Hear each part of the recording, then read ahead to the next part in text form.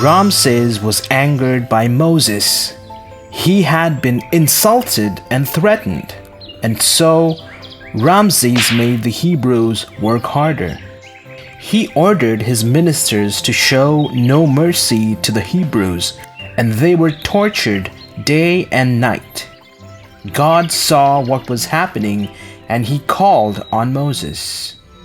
Moses, you must go back to Ramses and tell him to release my people.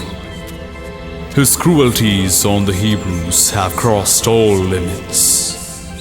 But God, he does not listen to me. He is so stubborn. I will put fear in him through you.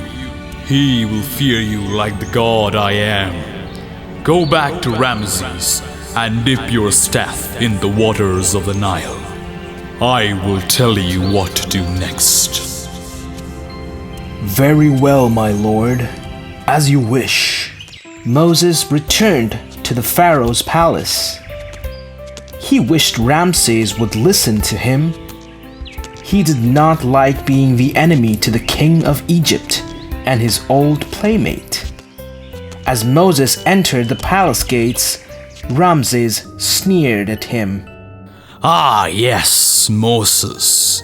You have come to free your people, right? Well, you are wasting your time, old friend. The Israelites will remain slaves to Egypt until they die. You are too stubborn for your own good, O Pharaoh. God commands you to free his people.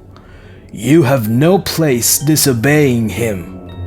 You simply invite his anger on yourself and your subjects. Moses, you cannot scare me with empty words and cheap sorcery. I am the Pharaoh of Egypt.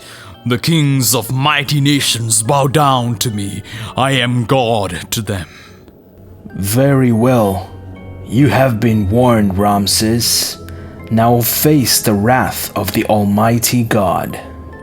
Every river, stream, lake, and well in Egypt will have blood flowing in them. You will have no water to drink for 7 days. And so, as Moses had said, the water of the Nile turned red with blood. Every stream and pool in Egypt had only blood flowing through them. The fish died and floated up, and the whole of Egypt reeked of blood and dead fish. But even then, Ramses did not change his mind. So God sent more horrible punishments to Egypt. He sent frogs into Egypt, and they were everywhere, covering the whole city. Next, he sent locusts that destroyed all the crops. All the livestock in Egypt died of disease. God then punished them with boils and lice, which made the people of Egypt itch, causing their skin to break and bleed.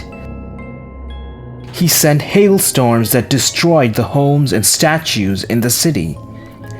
Even after all this, the Pharaoh remained stubborn, refusing to let the Israelites go. Moses went to see the Pharaoh one more time before the final punishment. Ramses, please change your mind and stop the suffering of your people. Free the Israelites and bow to the Lord's will. Your kingdom will be doomed if you don't, and the Lord will not spare you. I have seen worse times, Moses. My people are strong. They will endure these hardships. I will not bow to your God's threats. Tonight, God will smite you with his anger. All the firstborns of Egypt will die at midnight.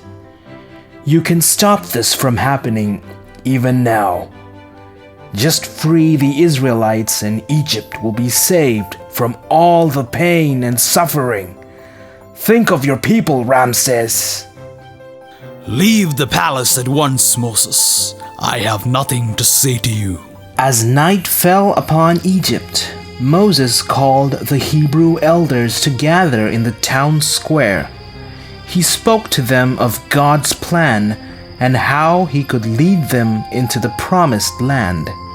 He instructed them to remain inside their homes and close the doors and windows until daybreak. You must not get out of your homes. Keep your children inside. Tonight, God will kill all the firstborns in Egypt, but you will not be harmed. You must mark your doors with the blood of a lamb. This way, the evil will pass over you without harming you. This day will be remembered forever by our children and grandchildren as the day of the Passover.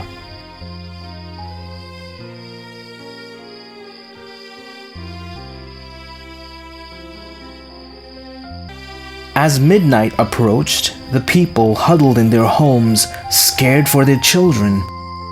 As soon as midnight struck, the cries of mothers could be heard as their firstborn children were killed by the evil entity.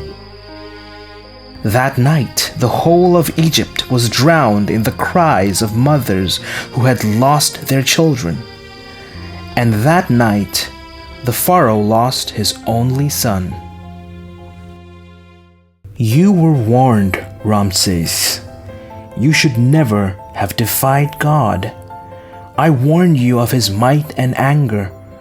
Your stubbornness has cost you the life of your son. What more can you sacrifice? Enough, Moses! Enough! Why did you do this to me? What pleasure does your God get from killing innocent children? Take your people and leave. I don't want to see your face ever again. And if I see you, I will kill you. Now go! And so, without wasting any more time, Moses gathered the Israelites, told them to gather their belongings, and led them out of the gates of Egypt towards the promised land.